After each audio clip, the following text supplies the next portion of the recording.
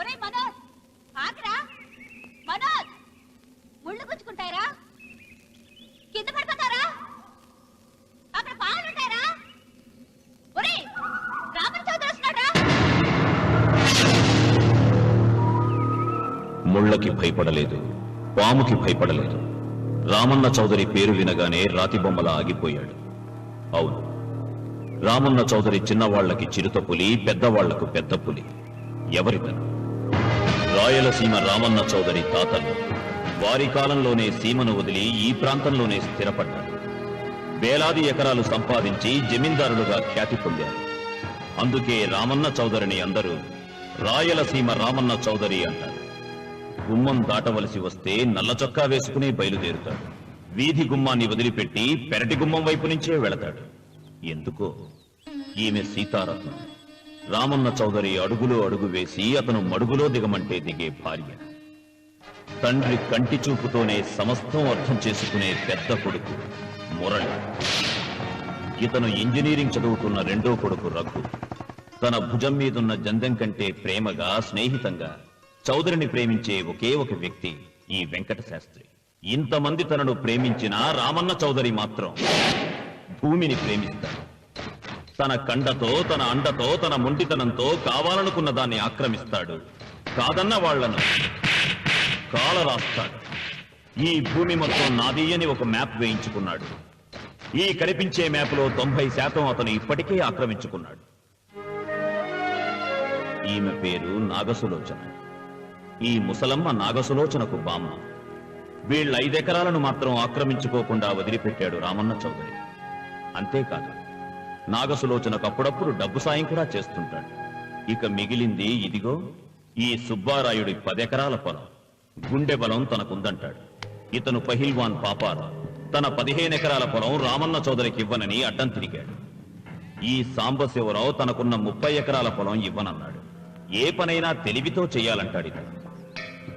ఇవన్నీ ఒకప్పుడు రామన్న చౌదరి తండ్రి పొలాలు. వీళ్లు కౌలుదారు. కౌలుదారి యాక్ట్ కింద వీళ్లు కోర్టుకెక్కి 15 ఏళ్లు గడిచాక గెలిచారు. అందుకే రామన్న చౌదరి కన్ను ఈ మన్ను మీద ఇప్పుడు పడింది.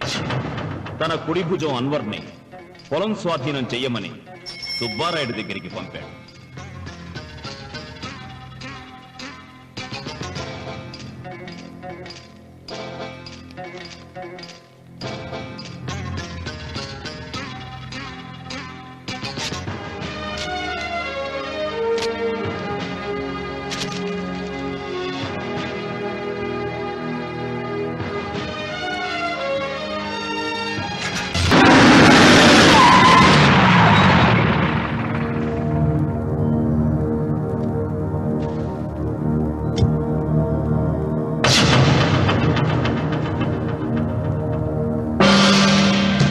సుబ్బారాయుడు, రామన్న చౌదరి గారు వచ్చారు.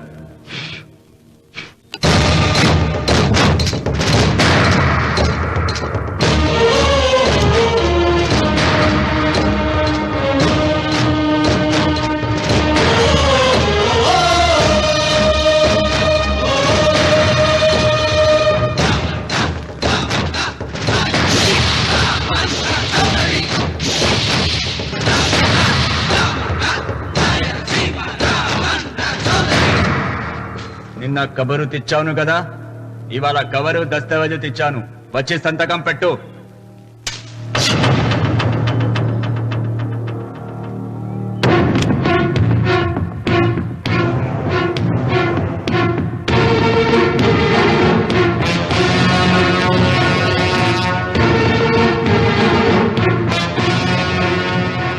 వెయ్యనా తిప్పను.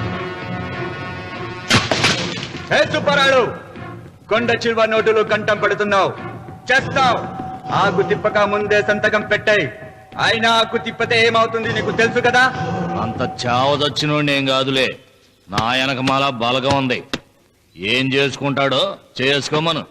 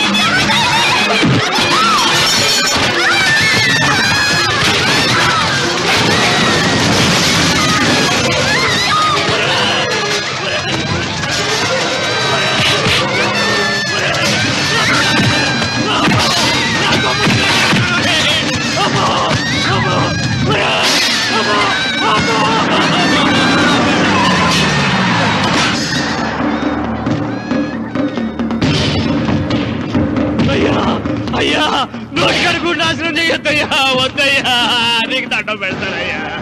నీకు చేతులున్నది మాకు దండం పెట్టడానికే కాదురా, దస్తావేజుల మీద సంతకం పెట్టడానికి కూడా. అన్వర్, పెడతానయ్యా, 2 రోజులు గడిపియండి. నిన్న జరిగింది మర్చిపోను, నేడు జరగాల్సింది వాయిదా వేయను. రేపు జరగబోయే దాని గురించి ఆలోచించను. ఈ రామన్న పాదం తాకగానే ఈ భూమి నా సొంతం. సత్కపెట్టు.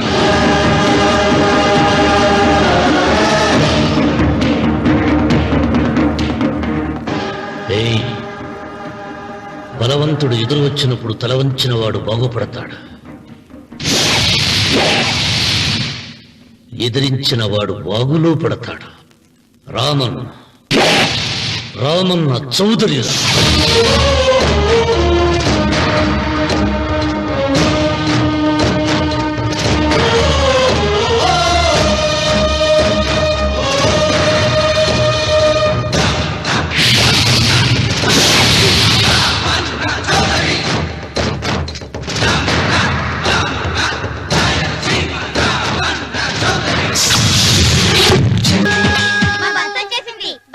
బస్ ఎక్కకుండా ఎలాగమ్మా తప్పిపోయారు? టీచర్, గ్రామాన్ని చూడడానికి వచ్చాం. ఇక్కడున్న అందాల్ని మాత్రమే కాదు, ఒక మంచి మనిషిని కూడా చూసాం. అడిగో అతనే.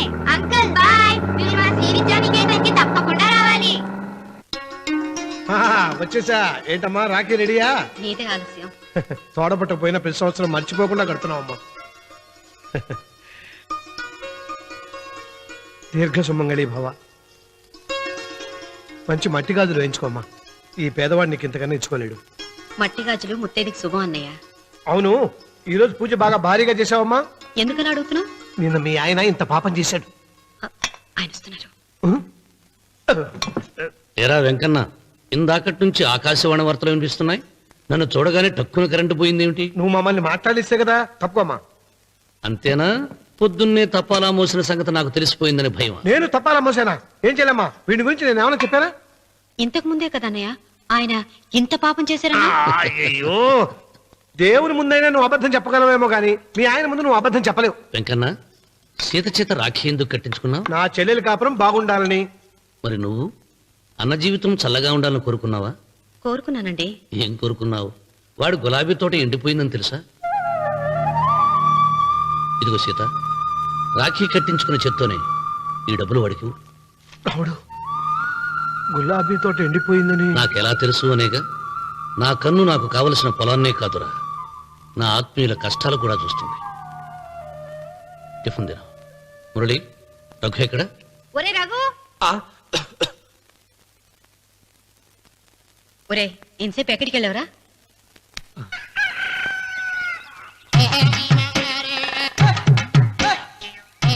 ఏడుకొండలవాడ వెంకటరమణ గోవింద గోవింద. జ్యోతిష్యుడు చెప్పినట్టు గుడికి వెళ్తున్నాను. ఆ పిల్లని చూపించే భారం నీదే తండ్రి. స్వామి,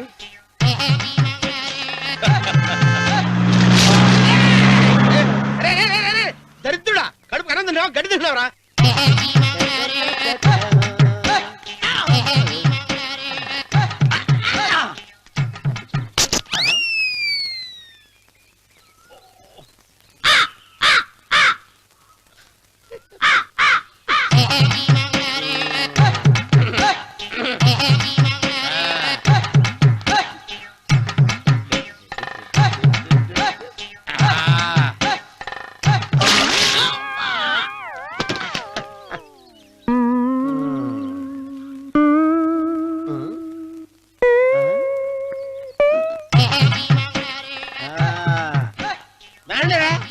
ఇప్పుడు వేసుకుంటారు, ఏమైనా చేసుకుంటారు చేసుకోండి. రండి, ఎంతమంది వచ్చినా బయలుదేరి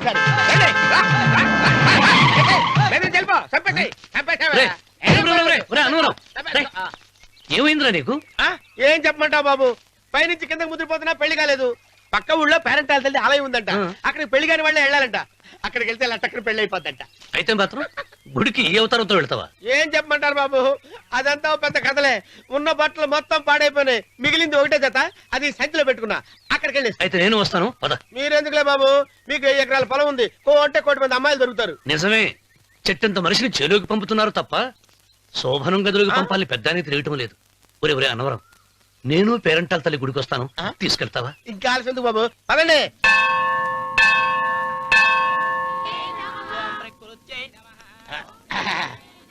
ఒరే అన్నవరం, గుడిలోకి వెళ్లే ముందు కొలంలో కాళ్ళు కొడుకుని వెళ్ళడం ఆచారం రా. బాలేవాళ్ళ బాబు గారు, మనం ఇక్కడికి వచ్చినందుకు కాళ్ళు చేతులు కడుక్కోవడానికా? మీరు కాళ్ళతో కడుక్కోనండి, నేను వెళ్ళిపోతాను బాబు.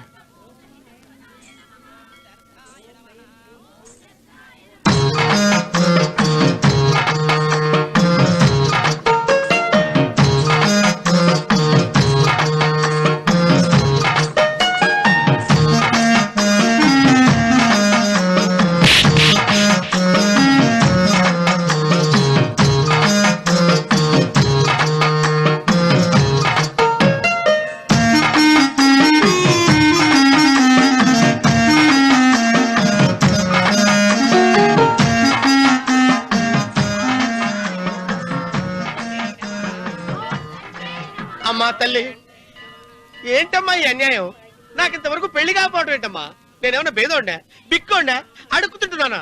నాకు రాయలసీమ రామన్న చౌదరి గారి పొలం పక్కన 100 ఎకరాల పొలం ఉంది కదమ్మా. నాకు సరైన జోడించుడు తల్లి. అమ్మా తల్లి, పోతురాజుపాలెంలో నాకు పెద్ద మేడ ఉంది, డిబ్బి సవర్ల బంగారం ఉంది. అయినా కూడా నా భాష బాగోదని ఎవరు నన్ను మనవాటానికి రావడం లేదమ్మా. మొట్టమొదటిసారి నీ గుడికి వచ్చా, నాకు పెనువిట్టి దొరికేటట్టు చెయ్యి. అలాగ చేస్తే నీ డిప్పీలో 30 రూపాయలు వేస్తా. చెప్పియా 30? ఈ భాష ఏంటి తల్లి? నీ పేరేంటి? ఎంకమ్మ. ఎంకమ్మ? భగవంతుని ఇంత అందాన్నిచ్చి ఇంత దరిద్రమైన పేరు పెట్టాడేంటి? పేరుదేముంది, వెంకు అని పిలుచుకోవచ్చుగా. అది సరి, నీ పేరేంటి? నా పేరు అన్నవరం. ఏంటి నచ్చలేదా? వాంతి వస్తున్నట్టుందా? ఇష్టం లేకపోతే అను అని పిలవచ్చు కదా. నాకు 100 ఎకరాల పొలం ఉంది తెలుసా? ఇన్నా ఏంటి? నన్ను పెళ్లి చేసుకుంటా? మంగళారం నన్ను చూసుకోవడానికి పోతిరాజు పాలెంలో ఓ పెద్ద మేడ ఉంది కదా, అక్కడికి రా. మిగతా విషయాలు గుళ్ళో మాట్లాడుకుంటే ఏం బాగుంటది, అక్కడ మాట్లాడుకుందా. వస్తానా? డెబ్బి 30.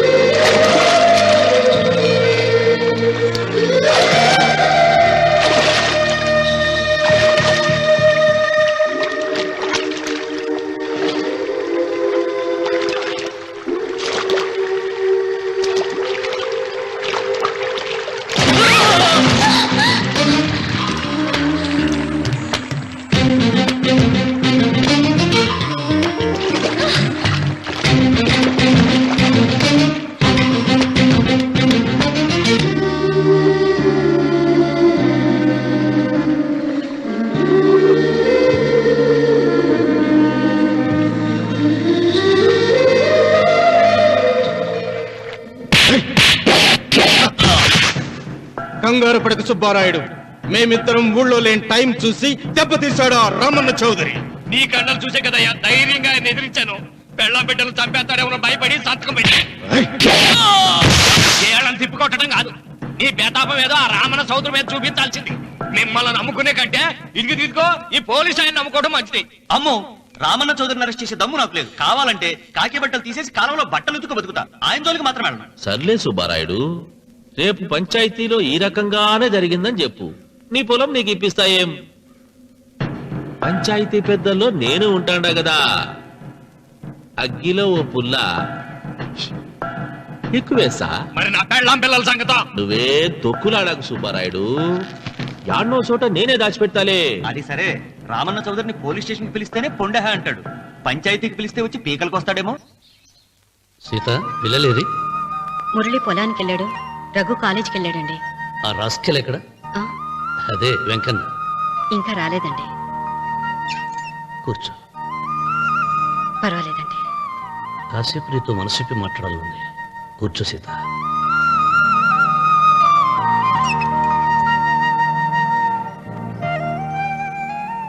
రాక రాక వచ్చింది అవకాశం మా చెల్లెలకి, నేనెందుకు చెడగొట్టాలి? నీతో ఇలా ముచ్చట్లు చెప్పుకోవాలని ఎందుకు అనుకున్నాను అడగవే. నాకు తెలుసు, ఎవరిదైనా పొలం తీసుకున్నప్పుడు మీరింత ఆనందంగా ఉంటారు. ఏంటండి ఇక్కడ నిలబడ్డారు? అన్వర్, అయ్యా. ఓరి విధవా, పాడు చేసావు కదా. పద. అయ్యగారు పంచాయతీ పెద్ద మిమ్మల్ని పంచాయతీ దగ్గరకు రమ్మన్నారు. ఆయన మాట అనేసరికి నాకు తల కొట్టేసేనట్టయింది. మీరుండగా అసలు ఈ ఊరిలో ఇంకో పెద్ద ఏంటి? మీరే పంచాయతీ పెద్దగా ఉండొచ్చు కదా అంటే ప్రతిసారి నవ్వి ఊరుకుంటారు. రావణ సోదరి గారు పంచాయతీకి రావటం నేను పుట్టాక చూడలేదురా. నిజమేరా, అతనికి జరగాల్సిందేరా, లేకుంటే అతను దౌర్జన్యానికి అంతే లేకుండా పోతుంది. మిమ్మల్ని నమ్ముకొని నోరుపుతుందా? మరి నా పెళ్ళం పిల్లలు క్షేమమేగా? 200 మైళ్ళ దూరాన పెట్టినా. నువ్వేం తొక్కులాడకు.